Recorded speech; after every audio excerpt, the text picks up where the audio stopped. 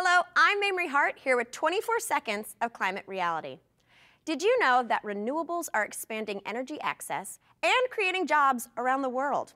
In Bangladesh, in just 2 years, 100,000 jobs were created in the solar industry. And in Peru, the government is providing free solar systems to over 2 million residents. And that's 24 seconds that can change the world.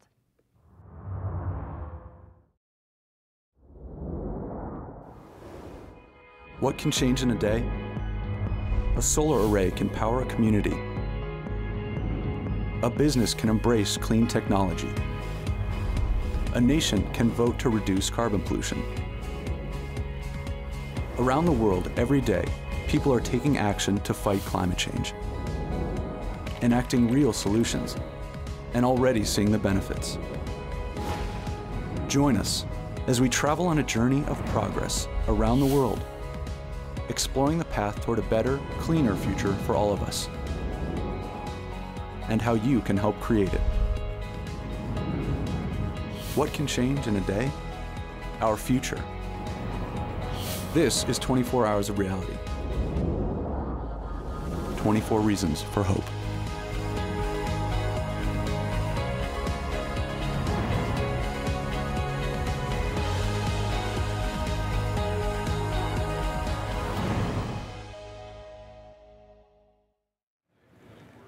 Good evening, I'm Typhon King, welcoming you to Hour 13 of Climate Reality Project's 24 Hours of Reality, where we are dedicating a full day to discussing the critical issues of increased carbon emissions and energy use around the globe.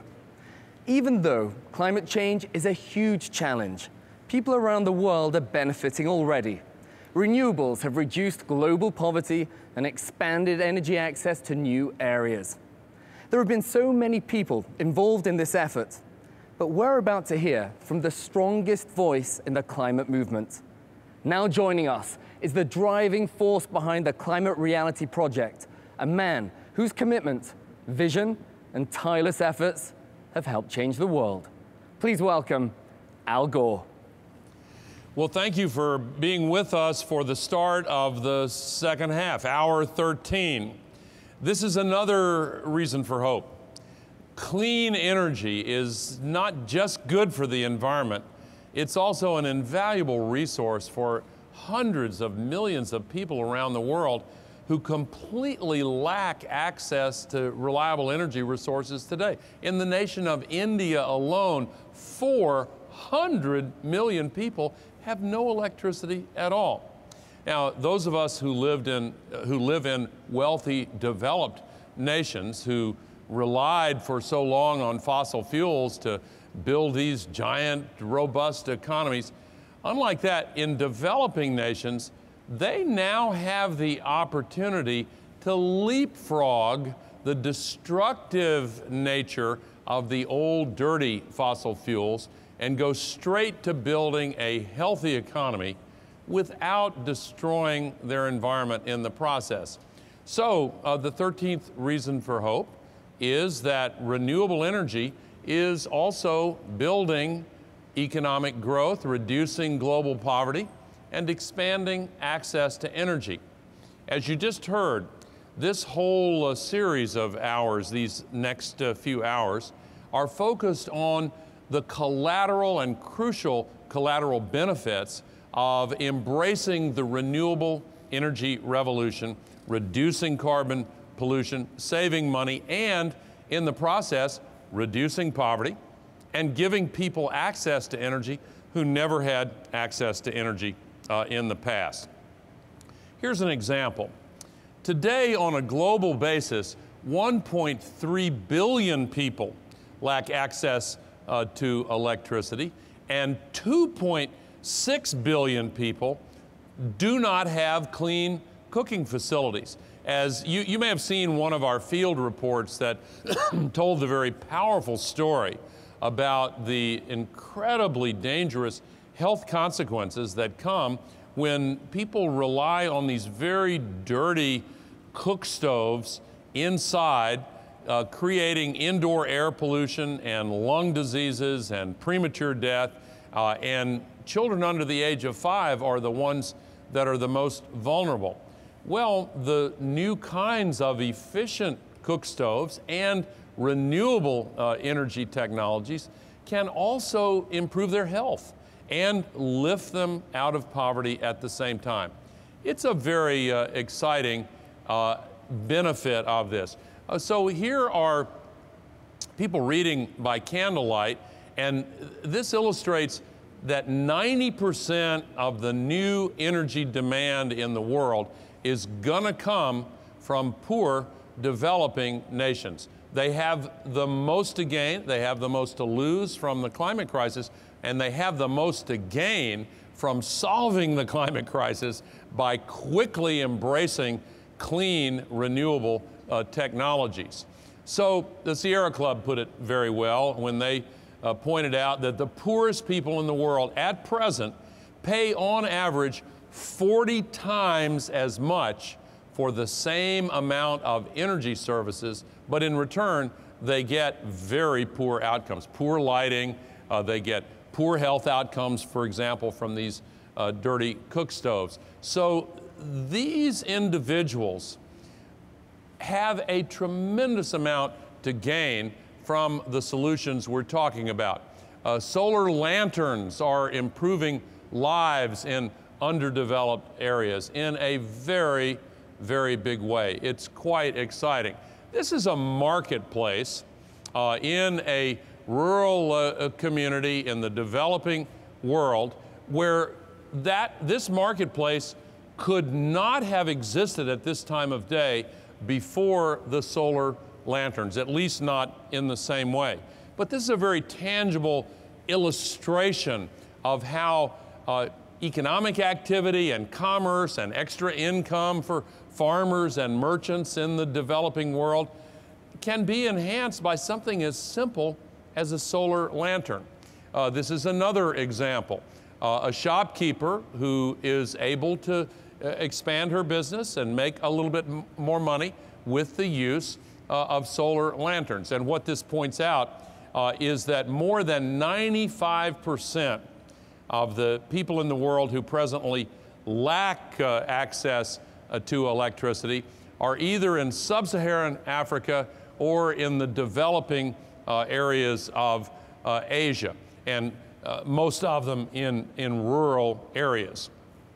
So the Center for American Progress put out a really insightful report last spring on reducing poverty through the actions that are needed to solve the climate crisis. I recommend their work to you. And one of the things they wrote is that achieving universal access to reliable, affordable, convenient, and safe energy is actually critical in order to make possible the sustainable economic growth in these areas and crucial to improving the livelihoods and well-beings of poor people in the world. So solving the climate crisis is central to reducing poverty around the world. There have been some communities of NGOs and activists in the past who used to think of these two challenges as somehow separate.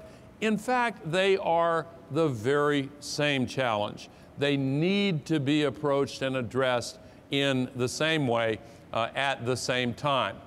This is one of my favorite slides.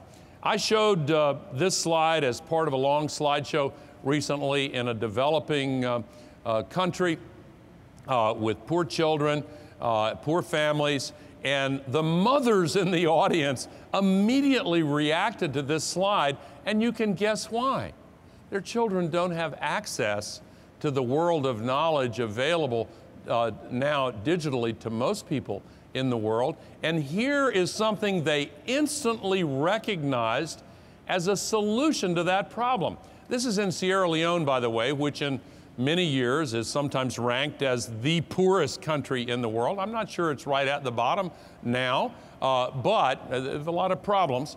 And here you have these children with the so-called $100 laptop that my great friend Nick Negroponte has organized to provide to poor children around the world, a laptop for every child. And they are getting the electricity from these photovoltaic solar panels.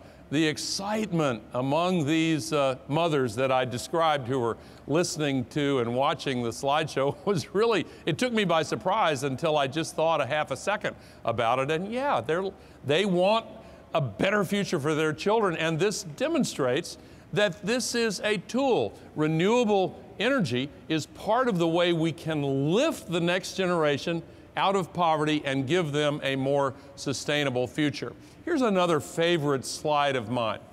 This is in Africa. It is in South Sudan, a village that has never had electricity, ever. But now, with the new solar photovoltaic panel technology, this hut can have a supply of electricity. Now, there's an important collateral lesson that people have been learning when they take this technology to villages like this one in South Sudan. They are adopting new business models. They, in this case, are using what's called pay-as-you-go solar power. With low initial costs, the small systems are affordable on a pay-as-you-go basis. I have a friend who sells these systems in India, and he was telling me of a conversation he had with a woman, head of household in a rural village in India that had never had electricity, and he was trying to convince her this was in her best interest. And she said no and shook her head and said 30 rupees a month is too much. And he said, well, what about 1 rupee per day? And she said, okay, I can do that. Well, she knows that there are 30 days in a month. She's not oblivious to that. But what she also knows is that she can do without electricity some days or many hours of some days. And if she uses this pay-as-you-go model and pays for it only when she uses it, then her children can also gain access to the world of digital knowledge now available to children. I wouldn't be surprised in the least if the Khan Academy wasn't holding forth at some point inside this hut. Or for older people, a Coursera or one of the MOOCs. Maybe I'm getting a little too far out there on this, but something very like that is happening in these villages and in these households where children who've never had access to the world of knowledge all of a sudden do now have access to it.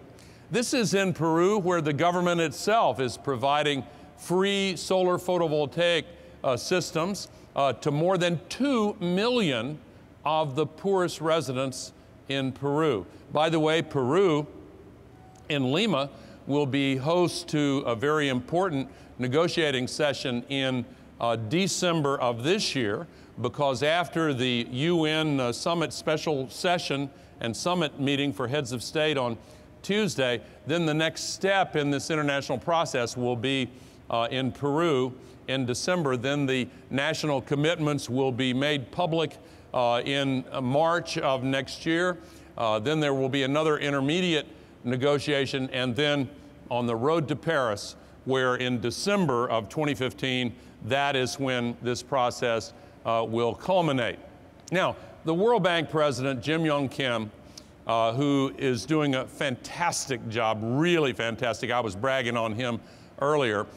He points out, having made climate one of his top priorities, that the World Bank's agenda to end poverty could be threatened and could be reversed without action to solve the climate crisis. And he says, and this is an institution whose primary mandate is to end poverty, he says we can't do it unless we take serious steps to protect our planet.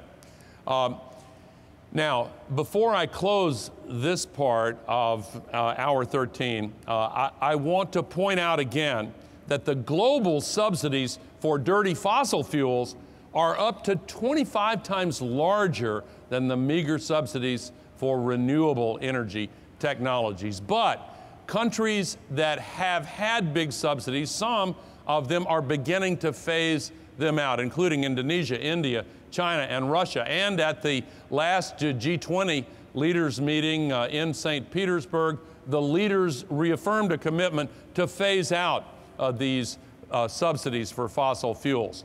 So the decision to support renewables, phase out subsidies for fossil fuels, is not only a step towards solving the climate crisis and improving health and improving livelihoods, but helping to end poverty and to expand access to energy for hundreds of millions of people who have never had it. And that 13th reason is a reason for hope.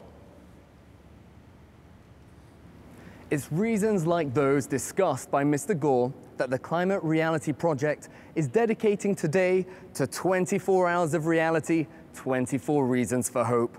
And we should have hope because there has been progress.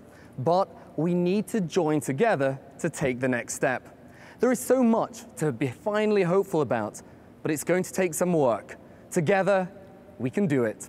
Already, tens of thousands of people have committed to a healthier, more sustainable world by pledging to join the Climate Reality Project in working for the future. Let's dedicate a day to make a difference, because this is our moment to take action. It's time to stand up and stop climate change. It's time to turn the solutions we have into the clean energy future we want. You may ask, what can change in a day? With millions standing up together, what can't? Go to 24hoursofreality.org to dedicate a day to climate action. By working together, the sky and our air is truly the limit. And it feels good to know that the actions we're taking for a more sustainable world not only benefit us, but to reducing poverty and bringing energy to the least fortunate. Climate change is a big and complex issue, and some would have you believe it's too hard, too costly, too complex to solve. In fact, we know we can do this. Solutions exist. People are already seeing the benefits. And it's up to all of us to see that this expansion of progress sweeps the globe. That's why we're sharing the good news, that we can do this. Carbon dioxide has reached levels not seen in millions of years. Climate change is here and getting worse. Extreme weather has wrought havoc all over the world. It's happening here and now. We are running out of damage time. by the water. So there's been a lot of news about climate change. A lot of bad news, that is. And for the good news? Right. Well, there hasn't really been any. Until recently. Today we're facing the hard truth of climate change with the stubborn relentlessness of human will. And good news is happening. Right. And now for some good news. Every day, new solutions are emerging. And not just wouldn't it be neat if solutions, real solutions. Our ability to convert sunshine into usable energy is rapidly becoming more advanced and accessible. Which is great because every hour the sun is sending enough raw energy to Earth to meet the entire world's energy demands for a full year. And the cost for clean energy technologies is dropping. Right now, the cost of solar energy is equal to or cheaper than fossil fuel energy in about 79 countries. I didn't even know there were 79 countries. And the electric car market is booming thanks to falling battery prices. And guess who likes that? Who? All types of people from around the world are starting to embrace renewable solutions. Schools are being powered by clean energy. Financial institutions are realizing dirty energy is a bad investment. And businesses are finding that going green is good for the bottom line. Which leads us to more good news. These solutions are actually working. It turns out that what is good for the environment is also good for the economy in many ways, like reducing poverty, spurring innovation, and creating jobs. In 2013, nearly 6.5 million people were employed globally by the renewable energy industry. Job creation. Brilliant. Right. And while other industries are shrinking, renewables are growing as new technologies and capabilities are being rapidly discovered. And here's some more great news. This groundswell of support for renewable energy is forcing leaders and governments to take action. The two biggest carbon emitters, China and the US, have made moves to curb their carbon pollution and invest in cleaner energy technologies. And they're not alone. UN Secretary-General Ban Ki-moon is convening nations to forge a climate treaty that could unify the world to work together and lower our carbon emissions, transitioning us to a global clean energy society. We all know the bad news. Climate change is here. It's big, it's bad, and it's hurting us and our economies. But the important thing to know is that there is also good news. We have solutions here today, not dreams or wishes, real-world solutions that are ready to go and that are already saving money and improving lives. Everyone's a winner. If we rally around this good news and embrace solutions, we can forge the path to a clean energy future and make sure that progress is our new reality. That's good news. Thank you for watching.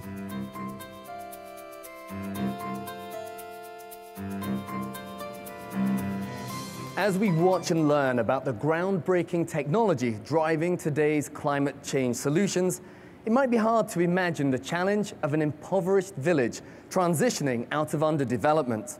And yet, the same solar technology that can help to solve the climate crisis can also help to bring people out of darkness and poverty. Let's see how as we journey to India in our next report from the field.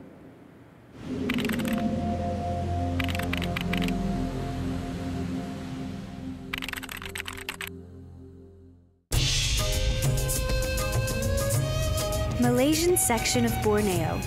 This is the first time that Bunker, founder of Barefoot College, and Megan, his right hand, have been here.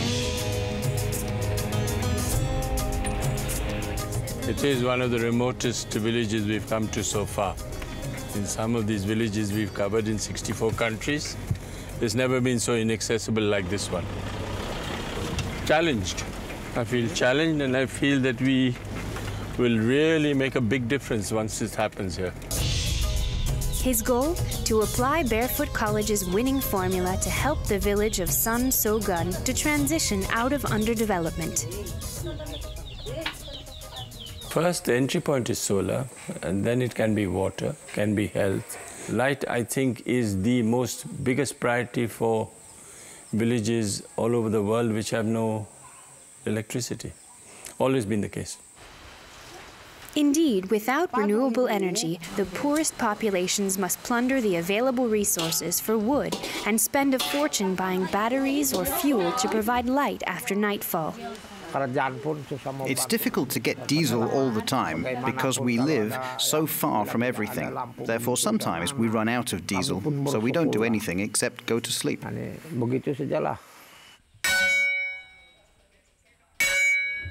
Bunker and Megan would like to provide solar electricity to this village within 1 year, as they have already done in over 1,000 villages around the world. But to install and ensure the maintenance of solar panels, they're going to need help from the population, and more specifically, from the grandmothers. All the women 35 and plus, come and sit here. Kayak. 3 of them, ranging from 35 to 50 years old and scarcely able to read and write, will be chosen by Bunker and Megan to leave here for the first time in their lives to study electronics for 6 months at the Barefoot College in India. Kalau yang tidak tahan sampai 6 bulan, macam mana? What if can't withstand for 6 months? Oh, she will find it very easy. Is that when men go outside, they don't come back. But the women always come back. We have trained 600 grandmothers in 64 countries around the world, and every grandmother has gone back home.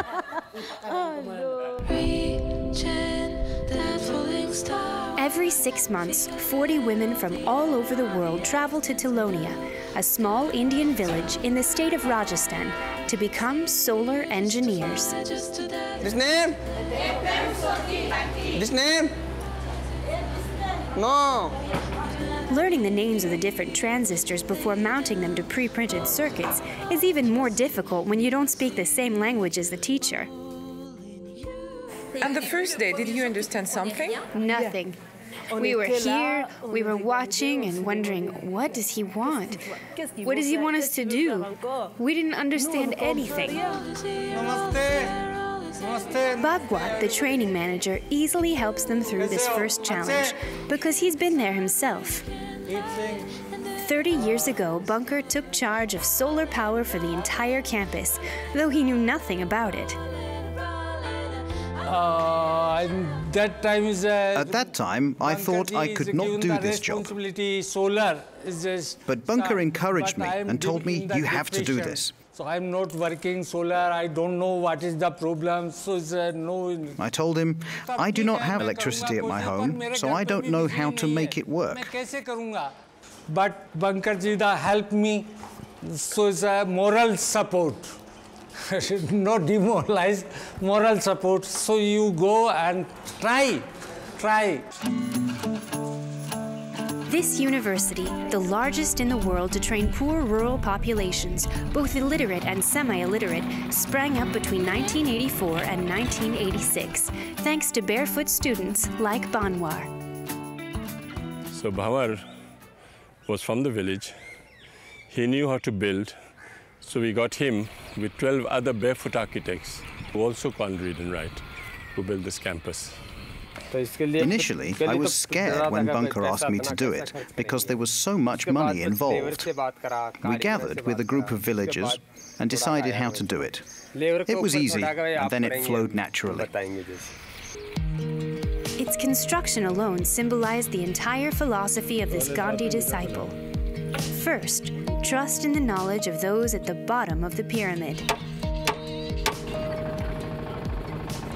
All the buildings here in this campus are connected underground to this tank here. You're sitting on a 400,000 litre tank.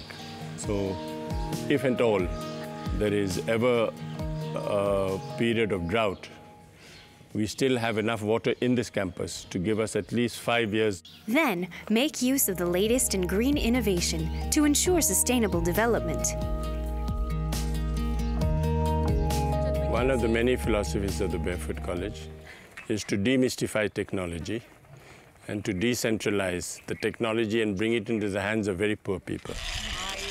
Even very sophisticated technology like solar, very sophisticated technology like rainwater, we have demystified and brought back to the communities to show.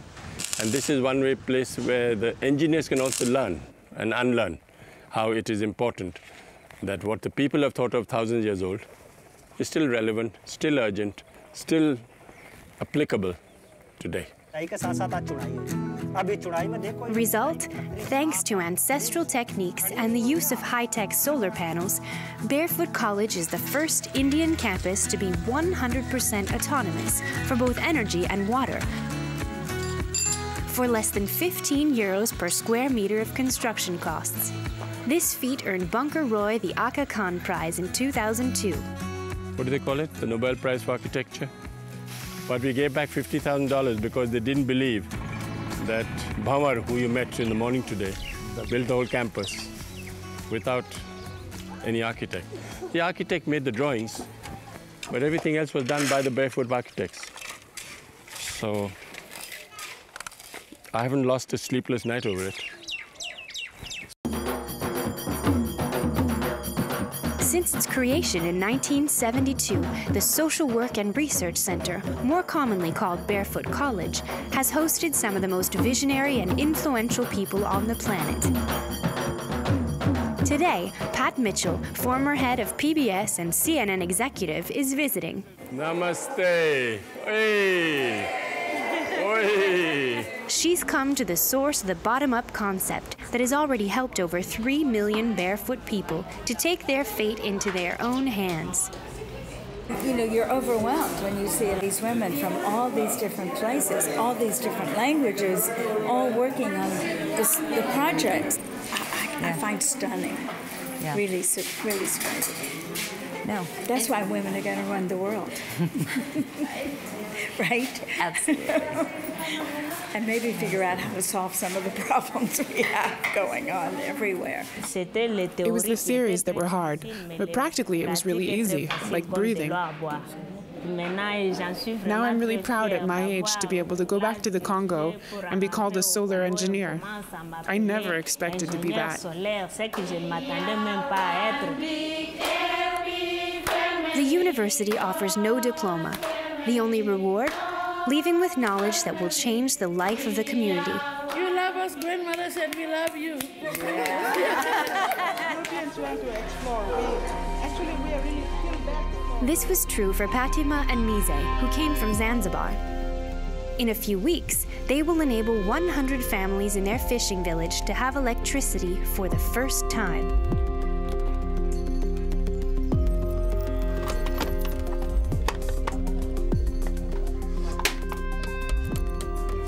I installed this device that allows the household to use 3 lamps and to have a plug where they can charge a phone.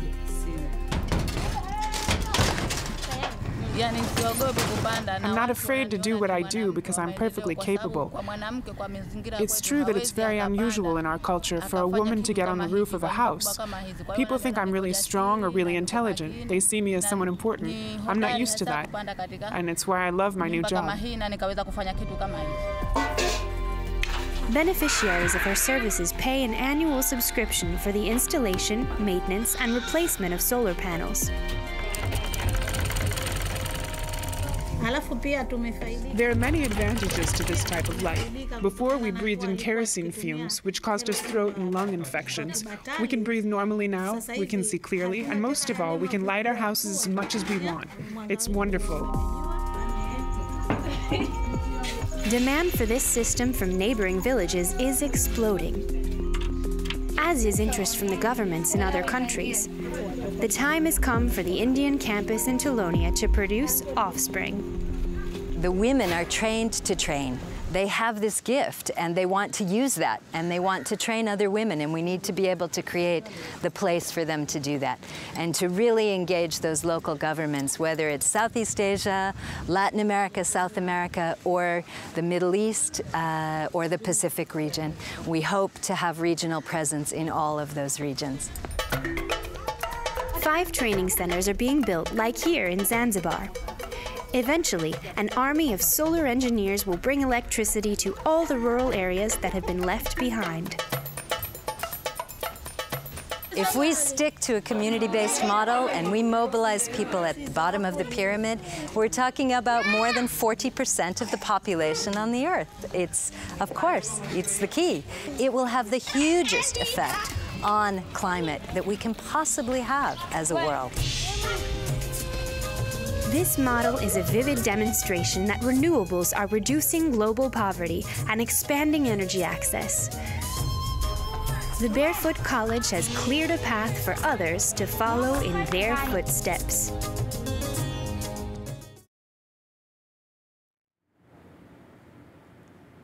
From India, we now travel to Tanzania, where our next report from the field profiles one entrepreneur who saw the promise of solar energy to power the people of rural East Africa.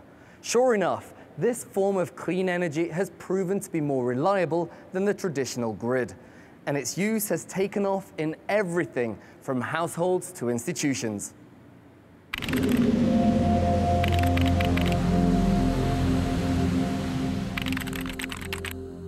Patrick Ngowi is a man on a mission.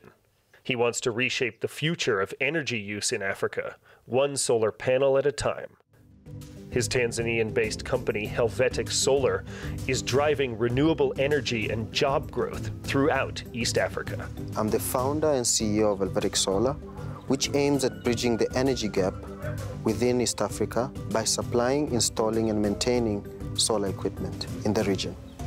Here at home, everything is run on solar. This is a typical solar home. You've got your TV that runs on solar. You've got your computer that's on solar. Kitchen equipment that's on solar. This is your battery bank. So this is where everything happens. You know, this you've got batteries in here that charge the system. Your inverter there, your charge controller there. So this is my battery bank. So during the night hours, what happens is you charge your batteries during the day, it stores the energy, and at night, you actually use the inverter to change the DC energy to AC. So it's then transformed, and then like for this particular system, 24 hours. We do operating the fridge, microwave, TV, radio, you mention it, I mean, it's done. And when we come all the way here, you've got a solar water heater. It preserves hot water for 72 hours, which is 3 days. So even if the sunlight isn't enough, it's a cloudy day, you still have hot water in the tank, 300 liters of that. Helvetic Solar was founded in 2007. It was a company that had only one member, me. I founded it by supplying and installing solar equipment in the small town of Arusha. We're the first solar company in Arusha to start solar installations. And what I would do is close the shop, go and install the panel on the rooftop, come back and open the shop again. And then we're able to grow and scale up. And now we employ many number of people working for us. And we do the same thing. We've expanded our services from the small town of Arusha throughout Tanzania, and now we've ventured out into other markets within East Africa region. Today, Patrick employs dozens of solar installation experts and more than 100 resellers around East Africa. Ephraim Kamati is his right-hand man here in Tanzania. He works with large and small clients on the ground out of their head office in the mountain town of Arusha, which rests in a valley at the foot of Mount Meru, sister to Mount Kilimanjaro and Africa's 10th highest peak. The two of them have driven his company forward, signing deals to provide clean and dependable energy across the region. We have a very good team. We started with very few, like 6 employees, 3 technicians, but now we are looking at 26 employee technicians. This shows that really we have grown, and we are well distributed through Tanzania, through East Africa, and we really want to move ahead through Africa. Helvetic covers the top and bottom of the market for solar in the sub-region. Tanzanians like David Makondo prefer solar systems because they are far more reliable than the national grid. Our colleagues at my workplace, they have asked, whom do you advise to provide solar? And I've told them Solar Helvetic. When I saw the lights come on for the first time, I was overwhelmed. It was simply my dreams come true. And I can move in this weekend without the grid, and I have the solar. I can move in. Today is the first day that the lights go on in David Makondo's house. All electrical solar systems work roughly the same way. A panel on the roof charges a battery in his house for when the sun goes down. Then an inverter changes the electricity so it will work with everyday appliances, from charging a cell phone to running a refrigerator for life-saving vaccines in rural hospitals. Right now, if you look at the Tanzanian market, you have about only the coverage of the grid coverage is at 22%.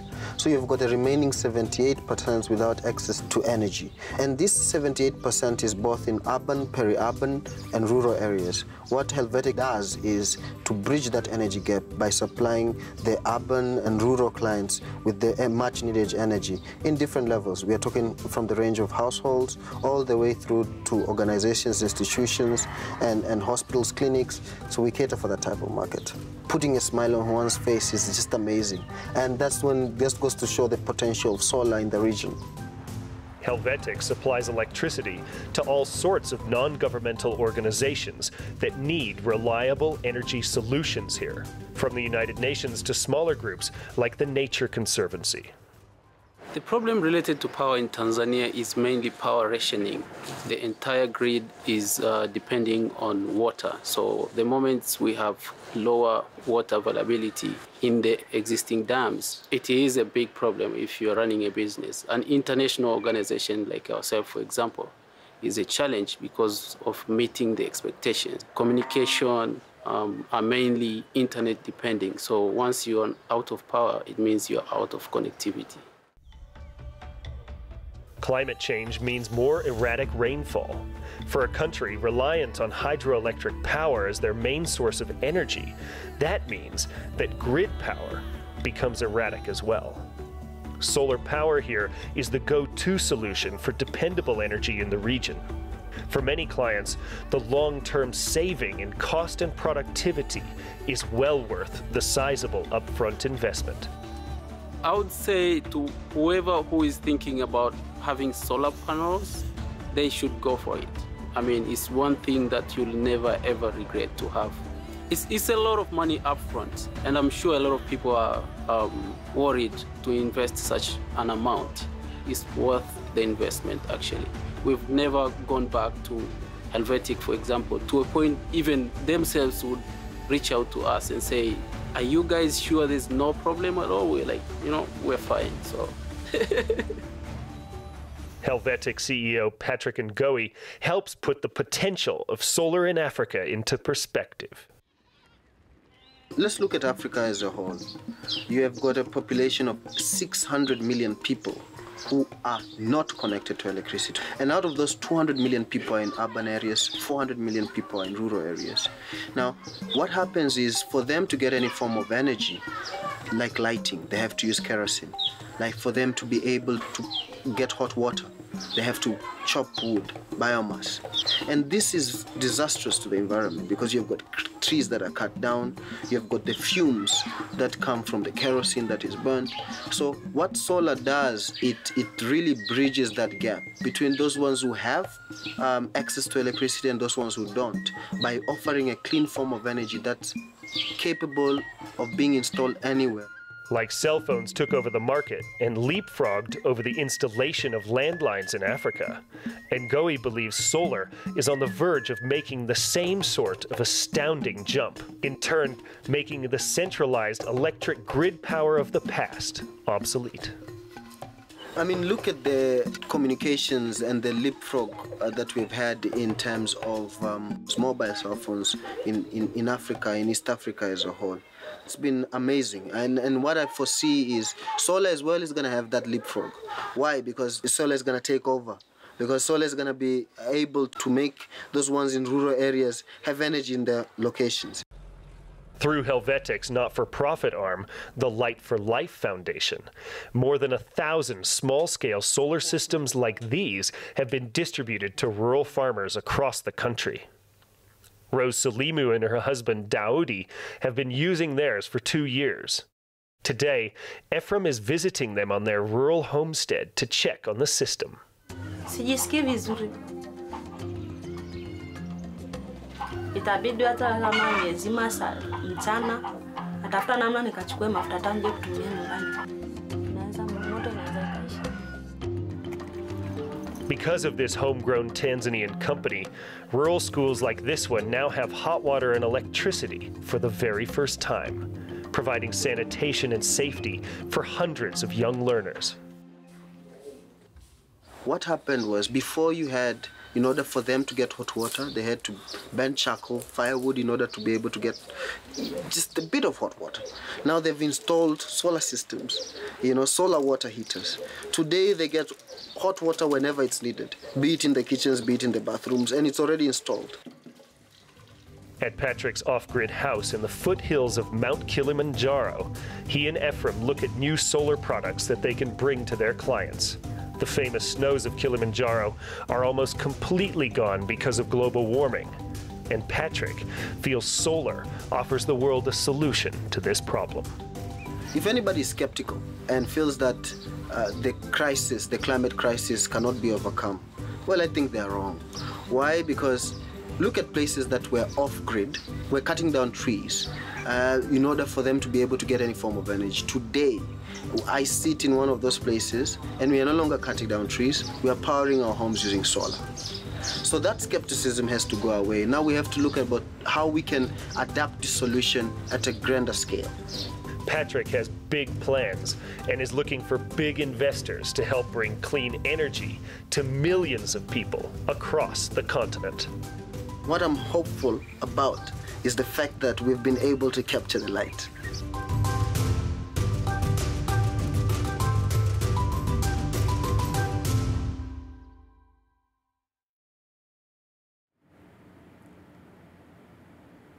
What a fascinating discussion. It really opens one's eyes to the potential for renewable technology and what it means for people around the world. Because with reduced poverty and greater numbers of people connected to energy and each other, change will only get easier. To get a sense of what this means for us, let's turn to some people on the street. Hey everyone, it's Ian Somerhalder, your green man on the street. I am in New York City, where the United Nations is about to go into General Assembly, where this year there will be a massive focus on the issue of climate change. So I am here to take a bite out of the green apple, to generally assemble, and to talk to people about a subject that always renews me: hope.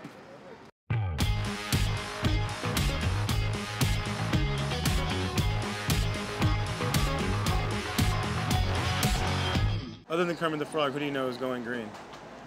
You. Yeah? Yeah. Well, I definitely am. Yes, that's what I know. So when you buy something, right? Okay. You buy a product.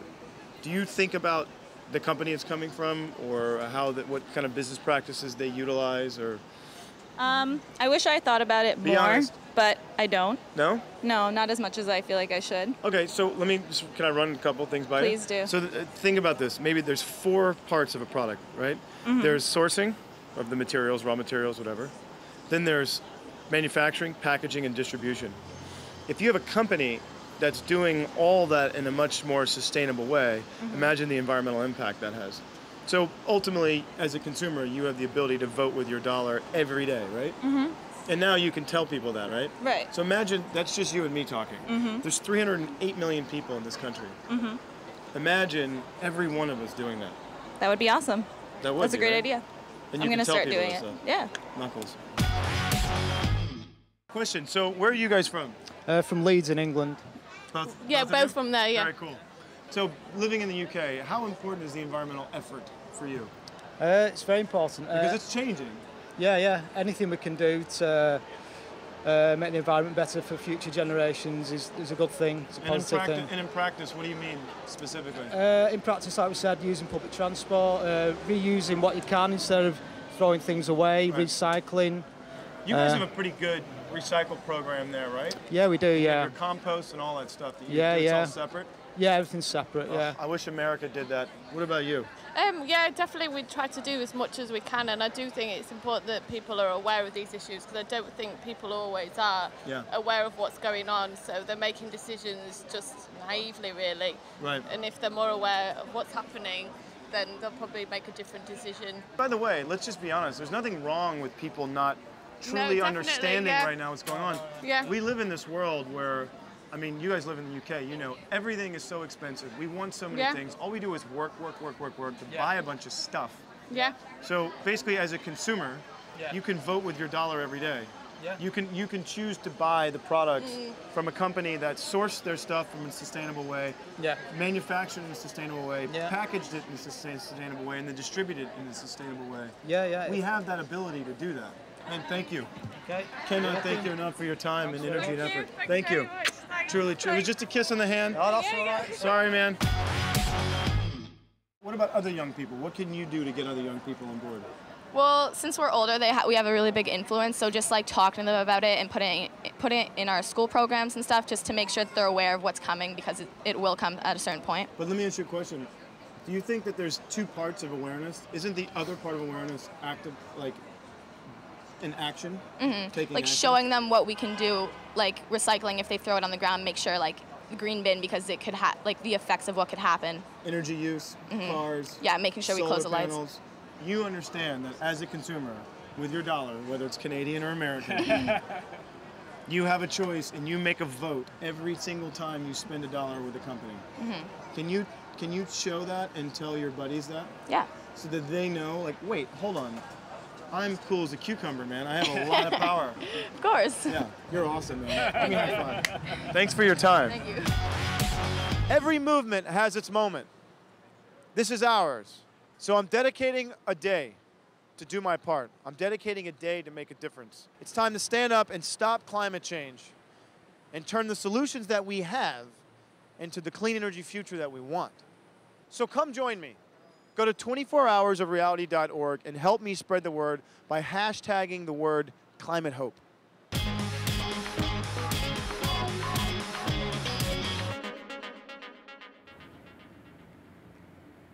Now let's turn again to our series Youth Fuel from millennial documentary filmmaker Vanessa Black, who has partnered with the Climate Reality Project to ask some tough questions of major carbon polluters and climate deniers around the country. In this episode, she travels to St. Louis, Missouri, home of Peabody Coal, the largest private sector coal company in the United States, whose coal fuels about 10% of the electricity in the nation. The coal industry has claimed that renewable energy is a job killer that has the potential to devastate local economies that currently rely on coal. But is that really the case? In this film, we take a look at those jobs and learn what has really contributed to their decline over the past several decades. it's safe to say that the finger isn't pointing at the clean energy sector. Meanwhile, coal might be cheap, but it turns out we aren't really paying the full price when you take into account the cost of carbon pollution that is spilling into the atmosphere. Does it really make sense to keep relying on a dirty fossil fuel when clean energy can provide clean jobs? And who should pay the price for the cost of carbon pollution? Take a look and decide for yourself. Here we are in St. Louis, Missouri, home to Peabody Energy's headquarters, the largest private sector coal company in the world. Since its founding, Peabody has been responsible for 1% of all anthropogenic carbon emissions. We know burning coal is bad for the environment, and we should look for other resources. But coal argues that renewables would create a job-killing nightmare. I worked at a coal mine who in 26 years hadn't had a single layoff. In the past 4 years, we've been laid off twice. It was really devastating to us because we had just had a baby and we've pretty well had to use our savings to live on. Would alternative energy really kill coal jobs? In this episode of Youth Fuel, we travel to St. Louis to find out.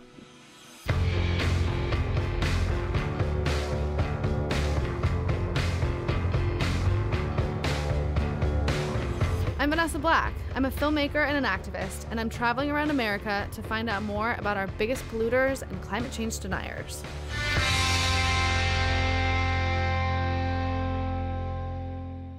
Have you ever heard of Peabody Energy before?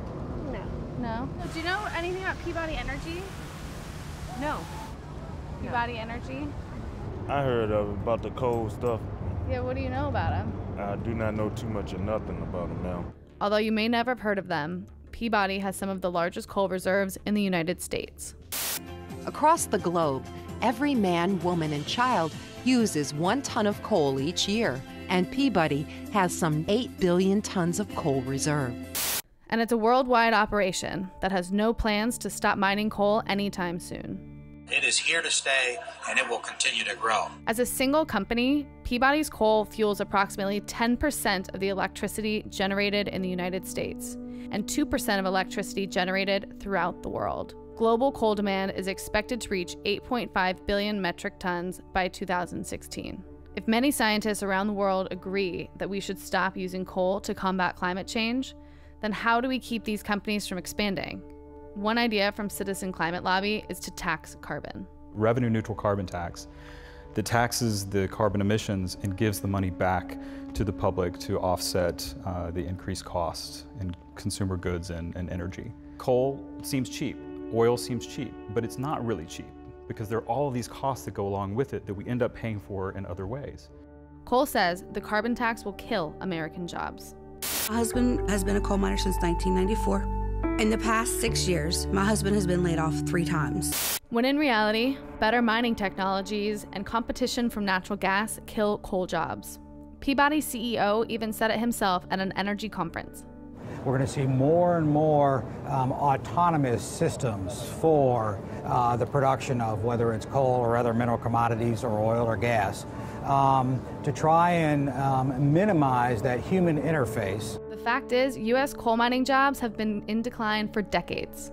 According to the U.S. Mine Safety and Health Administration, from 1978 to 2013, the U.S. lost more than 132,000 coal jobs, which is 52% of its workforce. Coal says taxing carbon would cut jobs.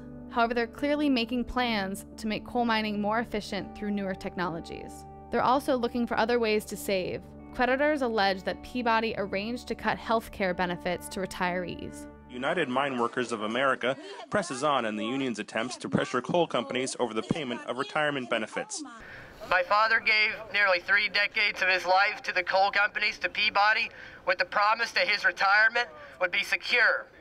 Now my parents are facing the reality and the fear that they may lose the ability to afford going to the doctor while CEOs like Greg Boyce continue to gamble with the lives of thousands of his employees and millions of innocent people. The fact is, many of these miners work their whole lives for the coal industry and their health suffers for it. We know coal is dirty, but coal argues that they can make it clean. We can be energy independent. We can continue to use our most abundant fuel cleanly and responsibly. We can, we will. Clean coal, America's power. How many kilowatts have been derived from clean coal? 0.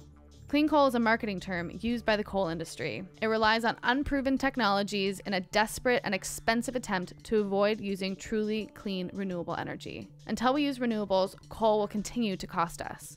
We all pay for those costs one way or another, whether it's in our health bills or, the pollution in the environment, dirty water, dirty air. We pay for those costs. It's just not reflected in the price of the things that are directly related to energy. By burning coal, we pump the atmosphere full of unsustainable amounts of greenhouse gases that affect people and the environment. Peabody will argue that they can make coal clean, but the technologies are unproven at the commercial scale. Therefore, we must move to renewables, and it won't cost America jobs. Join the growing movement to solve the climate crisis and fuel a cleaner future.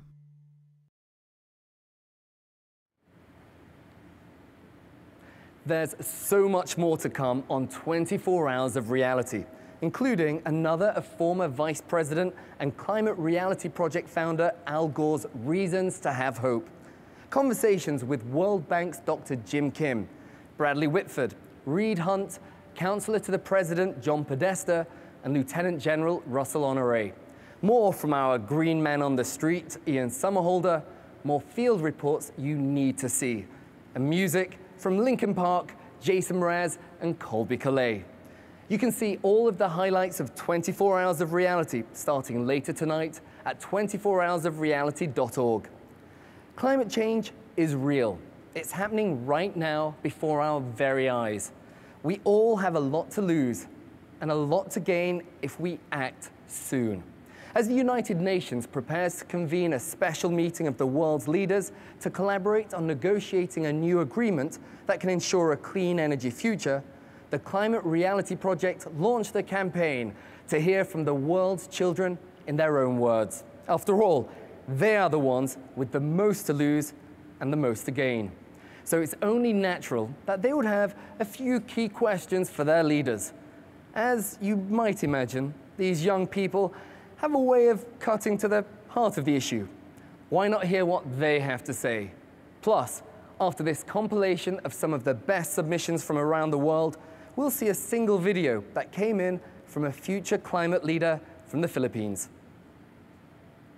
My name's Amy Farrett and I live in England. Hi, I'm Aiden and I'm from Hong Kong. Hi, my name's Molly and I live in Malaysia. Hi, I am Mika from South Africa. I live in Croatia. I live in Auckland, New Zealand. And I'm from Brazil. Brazil. From South Africa. From France. From the United States. United States. From Mongolia. From Malaysia. From Dubai. From Romania. From Mexico City. From the Philippines. From India. From India. Western Australia. So my question for all world leaders is this. And my question to the government bodies is... My question to the UN is... And I guess the first thing I want to say... The first question I want to ask... My question is... My question... My question... My question... My question... I'd like to question... I would like to ask... I'm asking members of the UN... Why do you sit here and pretend? Why are we letting companies freely pollute the atmosphere? Why are you allowing the palm oil industry to destroy Malaysian rainforests? Why do global economic policies consistently stimulate and encourage reliance on burning fossil fuels? Why is there no more emphasis on developing a generation who can take responsibility for the causes of climate change? Why, in South Africa, a country overflowing with sunlight, don't we use solar panels? Why not countries with similar consumption formulate region-specific laws and targets for the next decade?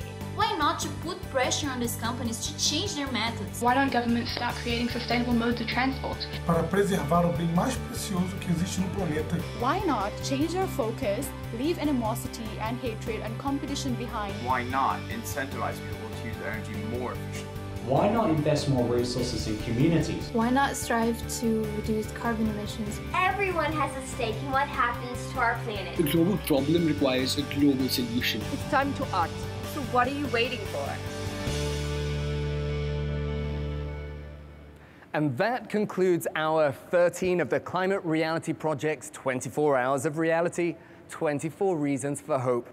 After hearing so much negative news about the climate, it's inspiring to hear how advances in renewable energy can not only help our environment, but also create life-improving changes for people throughout the developing world who lack reliable access to electricity today. So make sure you tell the people you know. Lead by taking action. And if you haven't yet taken the pledge to commit to a day of action, now's the time. And there are still many more reasons to be getting fired up. So stick with us for our next fascinating reason for hope as we discuss how we are already seeing how our actions are saving lives and making people more secure. Coming up, we'll be looking at more of the benefits from climate solutions around the world, plus great performances by Jason Mraz and Colby Calais. Also, don't forget, every hour we'll have Al Gore sharing his unique insights with us and telling us about the solutions that exist. Don't forget to do your part. You can make a world of difference. Go to 24hoursofreality.org to dedicate a day of climate action. We'll be right back with Hour 14.